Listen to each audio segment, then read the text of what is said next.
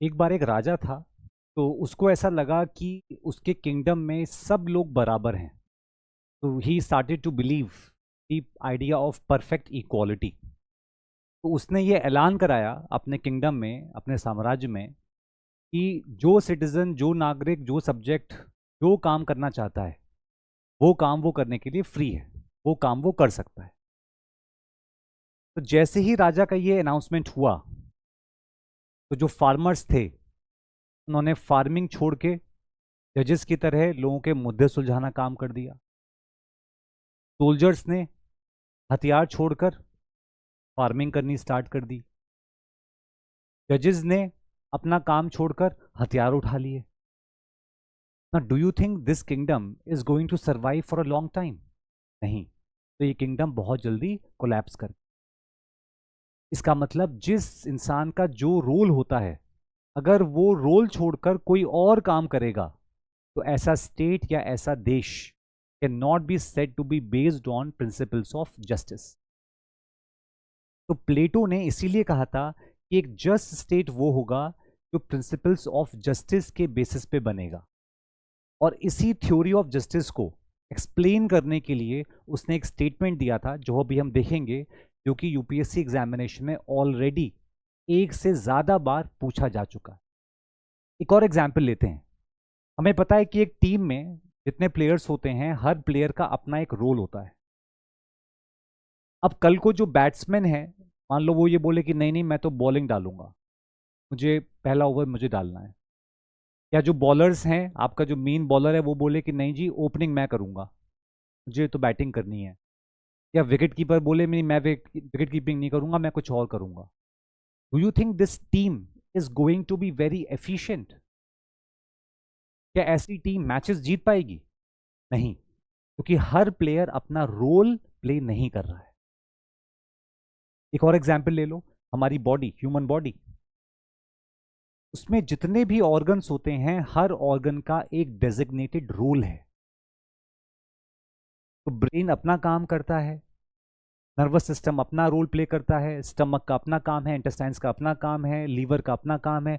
कल को आपका पेट मान लो ये बोले आपसे कि नहीं, आज से मैं सोचना स्टार्ट कर रहा हूँ, सोचने का काम मेरा। Do you think your body can be called as a healthy body if the organs inside your body are not performing their designated roles? तो एक हेल्दी बॉडी हम किसको बोलेंगे? जिस बॉडी में हर ऑर्गन ऑर्गन अपना डेजिग्नेटेड रोल प्ले कर रहा है। That is when the body will be in internal harmony with itself and even with the outside world. उसी बॉडी को हम बोलेंगे हेल्दी बॉडी। ऐसे बहुत सारे एग्जाम्पल्स हो सकते हैं।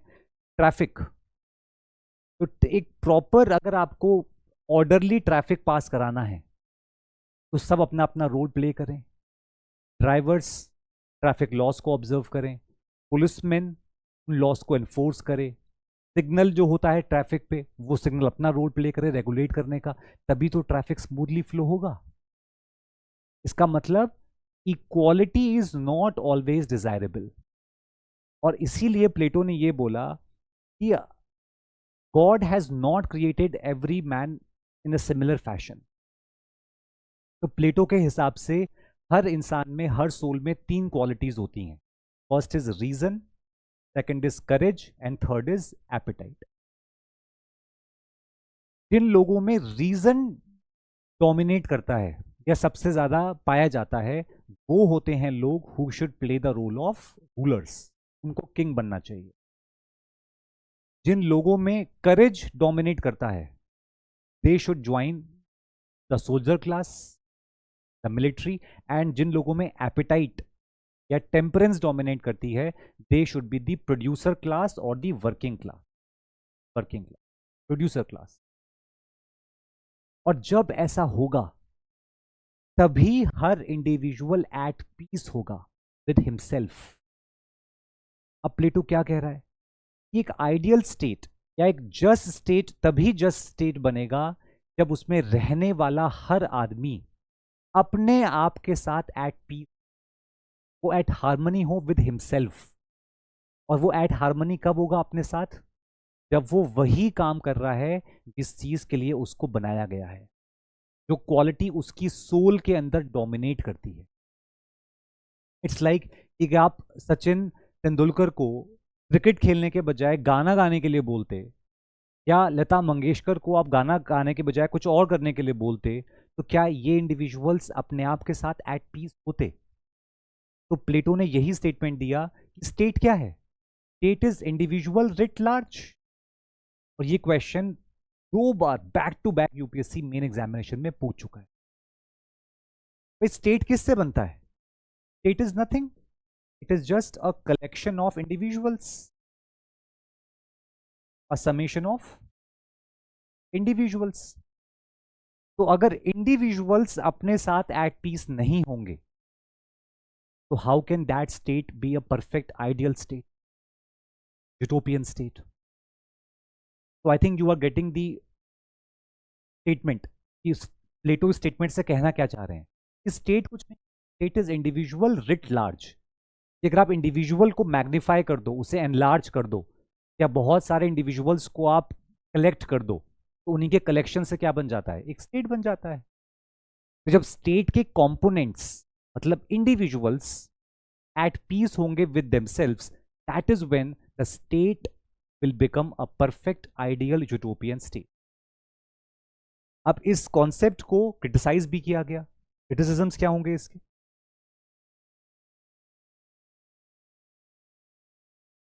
पहला क्रिटिसिज्म कि जिन क्वालिटीज ऑफ सोल की आप बात कर रहे हो, क्या उनको इजीली आइडेंटिफाई आप कर सकते हो?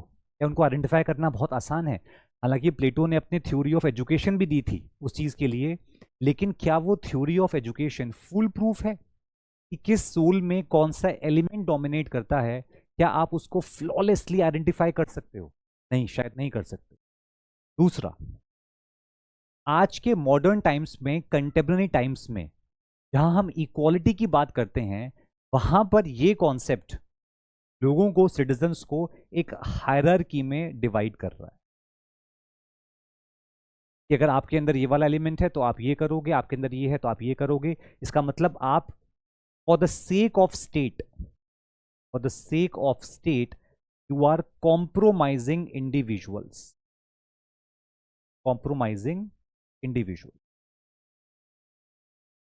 इट्स लाइक जैसे चाइना में बच्चों की क्वालिटीज को देखकर, फिजिकल क्वालिटीज, मेंटल क्वालिटीज को देखकर कई बार उन्हें उनके स्पोर्ट्स अलॉट किए जाते हैं कि आपके अगर हाथ पैर बहुत लंबे हैं तो आप बास्केटबॉल में जाओ, आप स्विमिंग में जाओ, अगर आपके रिफ्लेक्सेस फास्ट हैं तो आप टेबल टेनिस, या आपका नर्व कंट्रोल अच्छा है तो आप शूटिंग या आर्चरी में जाओगे, अगर आपकी फ्लेक्सिबिलिटी है तो जिम्ना। तो क्या आप उस बच्चे को ये फ्रीडम नहीं दोगे चूज करने का तो उसे कौन सा स्पोर्ट खेलना है? तो आज के टाइम में, कंटेम्प्रेरी टाइम में, जहां हम राइट्स की बात करते हैं, फ्रीडम की बात करते हैं, वहां पर ये जो थ्योरी है इसको अप्लाई करना इज डिफिकल्ट।